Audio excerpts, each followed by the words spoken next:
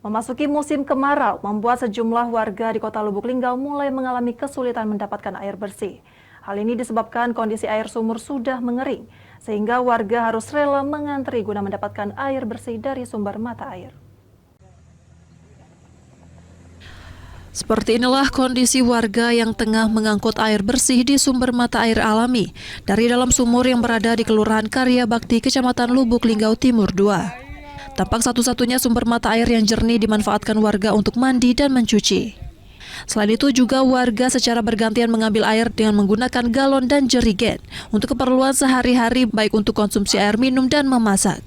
Warga mengaku sejak masuknya musim kemarau, membuat air sumur di rumah mengering, sehingga warga di Kelurahan Karya Bakti terpaksa memanfaatkan sumber mata air yang dikenal dengan sebutan sumur kembang.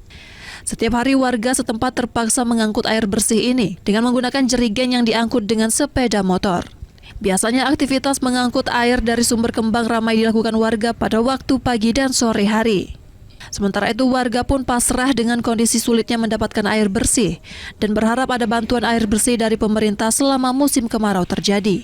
Sudah sekitar 2 mingguan, Pak. 2 mingguan ya? Iya. Jadi kita ngambil banyunya di Sumur Kembang ini. ini Jalan Rinjani. oh, banyak sumber air ada ya.